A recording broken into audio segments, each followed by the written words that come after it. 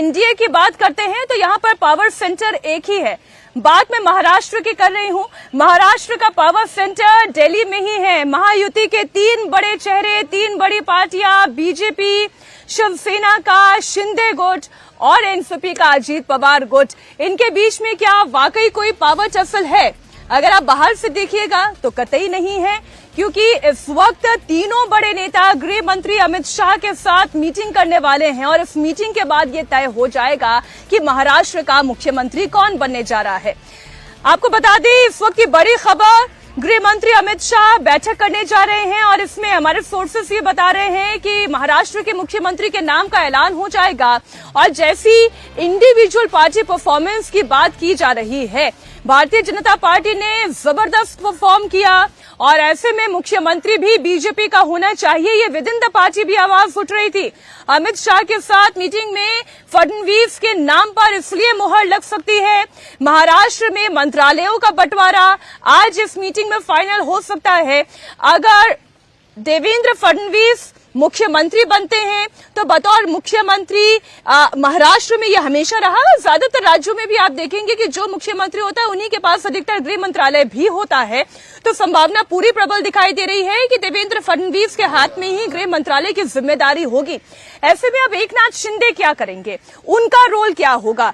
एकनाथ शिंदे की कल की प्रेस कॉन्फ्रेंस से आप एक अंदाजा तो ये लगा ही सकते हैं कि पहले से ही वो ये कह चुके हैं कि मैं मुख्यमंत्री पद की रेस में नहीं हूं और वो ये भी इशारा दे चुके हैं कि भारतीय जनता पार्टी देवेंद्र फडणवीस पूरे 2.5 साल तक उनके पीछे एक मजबूत पहाड़ की तरह नजर आई है। ये तस्वीरें इस वक्त आपके सामने।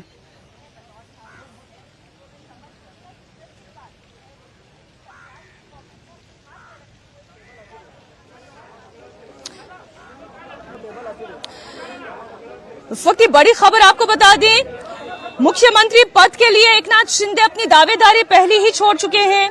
अब जो बातें सामने आ रही हैं उसके मुताबिक देवेंद्र फडणवीस को मुख्यमंत्री बनाया जा सकता है। गृह मंत्रालय भी देवेंद्र फडणवीस के पास ही होगा, जबकि एकनाथ शिंदे को महाराष्ट्र के उप मुख्यमंत्री पद की जिम्मेदारी दी जा सकती है और इसके साथ ही अर्बन डेवलपमेंट और पीडब्ल्यूडी मंत्रालय उन्हें दिया जा सकता है। बात अजीत पवार की करें, इस बार भी डिप्टी सीएम का पद उन्हें दिया जाएगा और वित्त मंत्रालय अजीत पवार के पास जा सकता है। ये हमारे सोर्सेस जानकारी दे रहे हैं।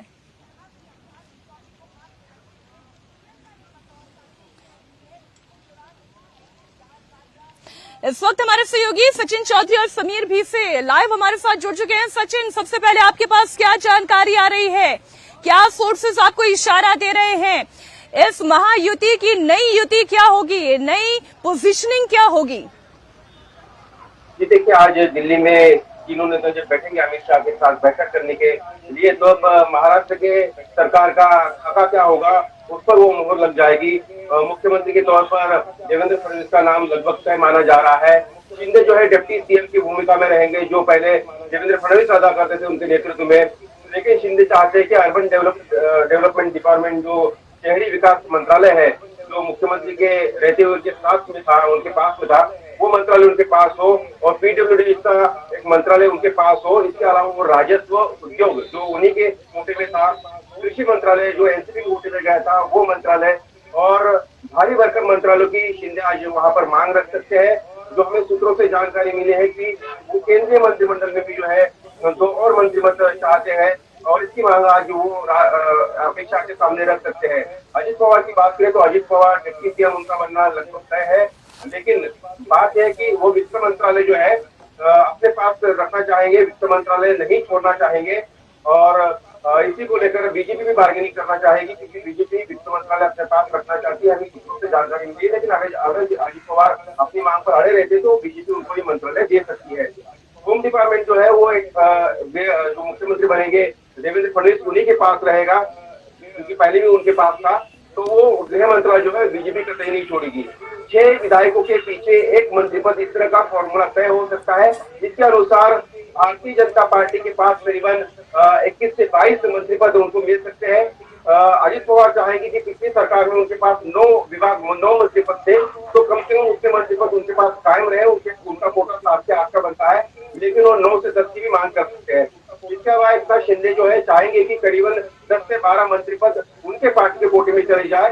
और एकनाथ शिंदे सचिन, आप बने रहिए हमारे साथ। देखिए, इस महायुति में एक और स्टेक होल्डर है, वो है अजीत पवार। एनसीपी अजीत पवार का गुट, इस बार चुनावों में उन्होंने भी जबरदस्त प्रदर्शन किया। अजीत पवार, डेप्यूटी सीएम एक बार फिर समीर, इसके अलावा और कौन से मंत्रालय उनके पास जा सकते हैं, उनके पार्टी के पास जा सकते हैं? बिल्कुल मीनाक्षी, सबकी निगाहें इस वक्त दिल्ली पे टिकी हुई हैं, क्योंकि दिल्ली में ही अब यह तय होना है कि महाराष्ट्र का मुख्यमंत्री कौन होगा, और इस पर आज लगभग मुहर लग जाएगी। और साथ ही साथ जो विभागों का बंटवारा है वो भी तय हो जाएगा। लगभग 7 से 8 के बीच में गृह मंत्री अमित शाह के साथ तीनों नेताओं की बैठक होगी। अजित पवार, जो जानकारी मिल रही है, दिल्ली पहुंच चुके हैं और वो कुछ लोगों से मुलाकात करें, लेकिन तीनों नेताओं की यानी एकनाथ शिंदे, देवेंद्र फडणवीस और इनकी जो बैठक होनी है तकरीबन 7 के बाद अमित शाह के साथ होनी है। लेकिन जहां तक बात है अजित पवार की इस पूरे सरकार में क्या हिस्सेदारी होगी, क्या भागीदारी होगी, उसकी बात करें तो उप मुख्यमंत्री पद तो उन्हें मिलना ही मिलना है। साथ ही सहकार विभाग जो है, कोऑपरेटिव सेक्टर, उस पर हमेशा से ही राष्ट्रवादी कांग्रेस का एक वर्चस्व रहा है और राष्ट्रवादी कांग्रेस चाहती रही है। साथ ही फाइनेंस जो डिपार्टमेंट है, अजित पवार ने अब तक फाइनेंस डिपार्टमेंट हैंडल किया है, इसलिए आने वाले समय में उनका आग्रह ये बना हुआ है कि फाइनेंस डिपार्टमेंट के पास रहे और साथ ही सहकार ठीक है समीर, बहुत ज्यादा वक्त बाकी नहीं रहा है। मीटिंग जैसे ही खत्म होती है, मीटिंग खत्म होने के साथ साथ ये अनाउंसमेंट भी हो जाएगा, ऐसी हम उम्मीद कर रहे हैं, ऐसी संभावना जताई जा रही है। बहुत शुक्रिया समीर आपका भी, सचिन आपका भी। आप नजर बनाए रखिएगा, हम अपडेट के लिए दोबारा आपके पास लौटेंगे जरूर।